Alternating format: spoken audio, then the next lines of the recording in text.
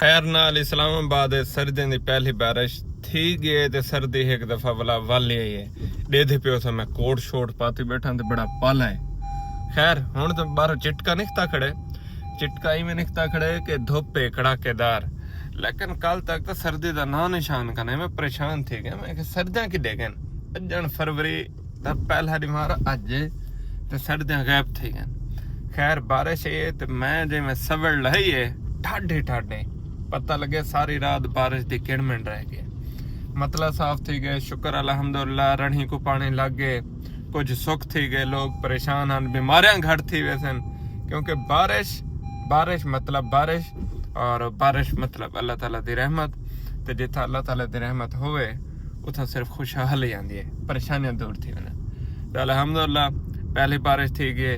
तुम्हारे इलाके बारिश थी है या कहना केरे इलाके कने दे दे पे दस्या करो लाजमी दिल खुश थी वेंदे। अच्छा ई इलाके च अस मौजूद हैं पे इत्थां भी साडी आवाज़ वेंदी पई है। कोशिश की पे कि साडी आवाज़ मजीद ताकतवर बने ऐसी आवाज़ बने जिहदे नाल लोगों को फायदा मिले खुशहाली मिले कोई ना कोई रास्ता मिले। तो ताहूं तुहाडा भरा तुहाडे नाल शेयर करेंदा रहे वेंदे छोटे छोटे गल्लां छोटे छोटे मिसालां थोड़ा थोड़ा अपना तजर्बा जिवें जिंदगी गुजरी पई है बस उस हिसाब नाल। खैर नाल अज हफ्ते का रिवार है तो इस्लामाबाद तो में छुट्टी है हफ्ते इतवार इतना छुट्टी होंगी है। लेकिन सारी छुट्टी कहनी क्योंकि सारा कम का जरा बर्डन है वो काफ़ी ज़्यादा बर्डन तो ना आखूँ मैं तो आखा जरा सारा कम का वक्त है सब थकावट नहीं थी अलहमदुलिल्लाह अपने काम में खुश हैं।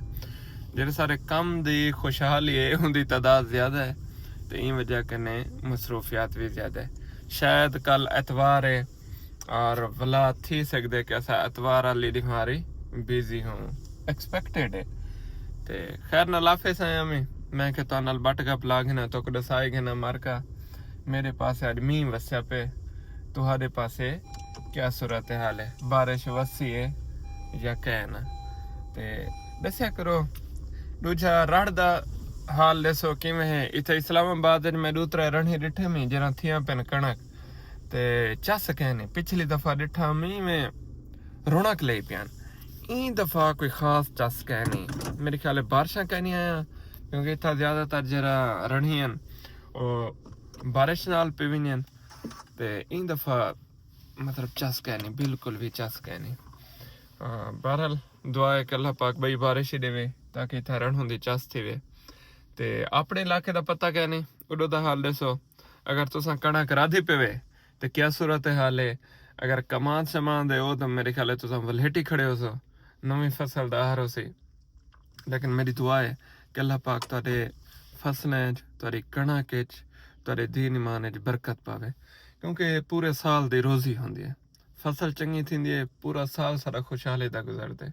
फसल उत्ते तले किसान गरीब मजदूर शुदा रुल वेंदे पिछली दफा सा रुल गए ई दफा मेरी दुआ है कि अल्लाह पाक चंगी फसल करे इस्लामाबाद वाले जरा फसल चंगे कहने उत्थे अपनी रहमत वसावे ते सारे वसेब ते पूरे पाकिस्तान उमें फसलें कोरोना कोवे।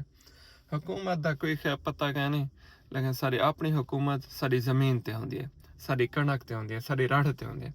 अगर सारी रड़ थी पे चंगी तो इवें समझो सारी हुकूमत चंगी है।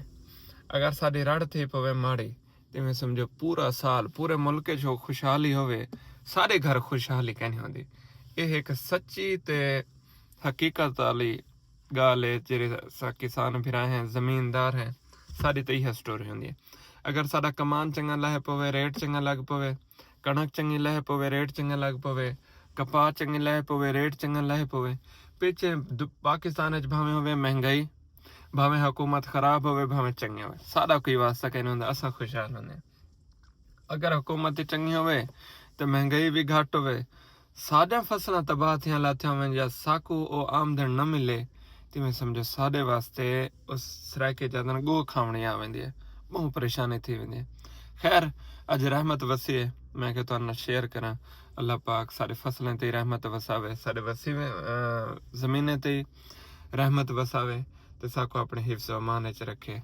वसते रहो मेरे वीडियो को शेयर किया करो ताकि ज़्यादा कने ज़्यादा वसे वाले लोग तो पाकिस्तानी सर नाल जुड़े रहन। सलामत रहो।